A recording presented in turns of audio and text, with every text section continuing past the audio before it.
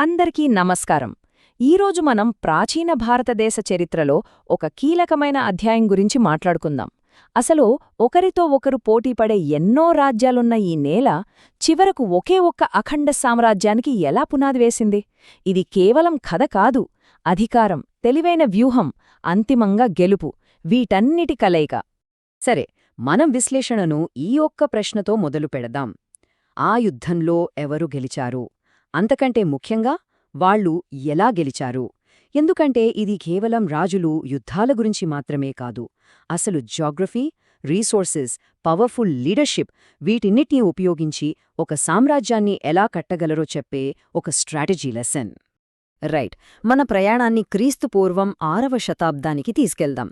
అప్పటి ప్రాచీన భారతదేశం చాలా సంక్లిష్టంగా, శక్తివంతంగా ఉండేది. ఈ మొత్తం కథలో మనం పదే పదే వినే పదం మహాజనపదం. అంటే సింపుల్గా చెప్పాలంటే గొప్ప రాజ్యం అని. అంగుత్తర నికాయ్ లాంటి బౌద్ధ గ్రంథాలు చెబుతున్న దాని ప్రకారం ఆ కాలంలో ఇలాంటి 16 శక్తివంతమైన రాజ్యాలు ఉండేవి. ఇవి చిన్న చిన్న ఊళ్ళు కాదు, స్వంత రాజకీయ, సైనిక వ్యవస్థలతో కళకళలాడుతున్న పెద్ద పెద్ద రాజ్యాలు. 16 ఈ నెంబరు గుర్తుపెట్టుకోండి, ఎందుకంటే ఇది ఆనాటి పొలిటికల్ మ్యాపను చూపిస్తోంది. 16 ప్రధాన శక్తులు, ప్రతి ఒక్కరూ ఆధిపత్యం కోసం ఒకరితో ఒకరు పోటీపడుతున్నారు. ఈ 16 రాజ్యాల మధ్య జరిగిన పోటీనే చివరికి ఒకే ఒక్క విజేతను నిలబెట్టింది. ఈ ప్రాచీన రాజ్యాలసలెక్కడుండేవి? వాటి భౌగోళిక పరిస్థితులేంటి?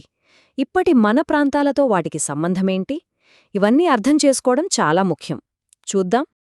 ఈ మ్యాప్ని ఒక్కసారి చూడండి. ఆనాటి పరిస్థితినిది మన కళ్లకు కట్టినట్టు చూపిస్తుంది. ఇక్కడ గమనిస్తే కాశీ, కోసల, అంగ, మగధలాంటి పవర్ఫుల్ రాజ్యాలన్నీ గంగానది లోయ చుట్టూ ఉన్నాయి. మన కథకు కేంద్రబిందువు కూడా ఇదే ప్రాంతం. ఇప్పుడు ఈ స్లైడ్లో ఉన్నది చాలా ఇంట్రెస్టింగ్ విషయం. ఆనాటి రాజ్యాలను ఇప్పటి మన ప్రాంతాలతో పోల్చి చూస్తున్నాం. ఫర్ ఎగ్జాంపుల్, మన కథానాయకుడైన మగధ ఇప్పటి దక్షిణ బీహార్ అంటే పాట్నా, గయా లాంటి ప్రాంతాలు. ఇక అవంతి అంటే మధ్యప్రదేశ్లోని మాళ్వ ప్రాంతం. ఇలా చూసినప్పుడు చరిత్ర మనకు ఇంకాస్త దగ్గరైనట్టనిపిస్తుంది కదూ? 16 రాజ్యాలు ఉన్నా వాటిలో కొన్ని మాత్రమే సూపర్ పవర్స్. ఆధిపత్యం కోసం జరిగిన ఈ పోరాటంలో అసలైన పోటీదారులు ఎవరో ఇప్పుడు చూద్దాం. అప్పట్లో 2 రకాల పొలిటికల్ సిస్టమ్స్ ఉండేవి. ఒకటి, వంశపారంపర్యంగా రాజులు పాలించే రాచరికాలు. 2, ప్రజలు ఎన్నుకున్న సభల ద్వారా నడిచే గణతంత్ర రాజ్యాలు.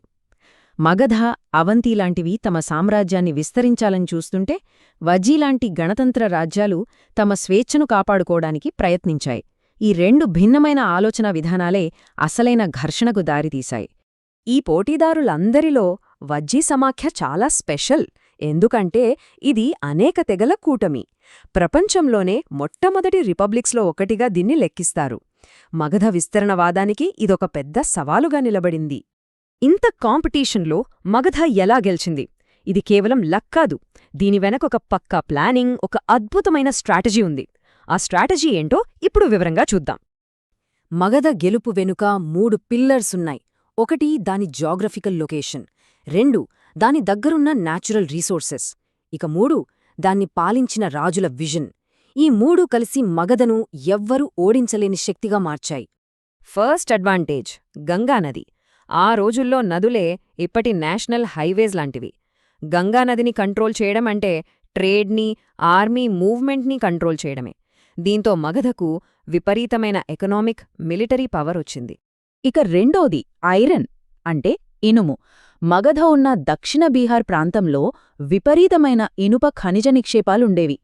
దీంతో వాళ్ల శత్రువుల కంటే బెటర్ ఆయుధాలు, వ్యవసాయ పనిముట్లు తయారు చేసుకోగలిగారు.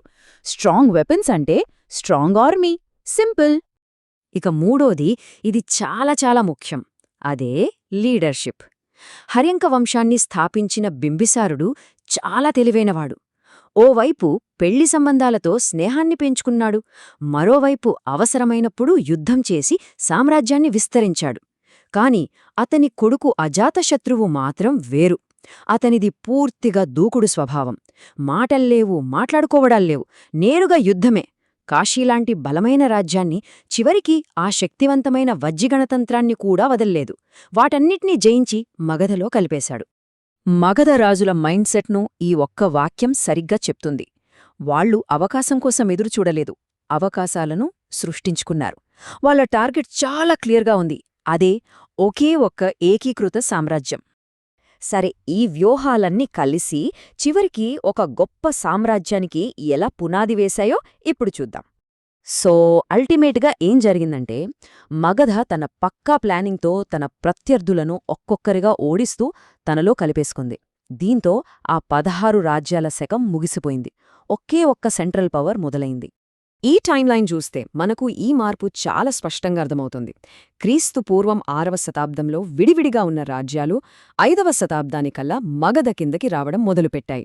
ఇక క్రీస్తు పూర్వం 4వ శతాబ్దంలో భారతదేశపు మొట్టమొదటి గొప్ప సామ్రాజ్యమైన మౌర్యుల ఆవిర్భావానికి ఇదే పునాది వేసింది. ఈ చారిత్రక కథనాన్ని ఒక ప్రశ్నతో ముగిద్దాం. మగధ విజయం వెనుక అసలైన కారణం ఏంటి? దాని లొకేషన్ అడ్వాంటేజా? దాని దగ్గరున్న అపారమైన సంపద? లేక దాని రాజుల పట్టుదల? అంతిమంగా ఒక సామ్రాజ్యాన్ని నిర్మించేది ఏది? ఈ ప్రశ్న గురించి ఆలోచిస్తూ ఉండండి.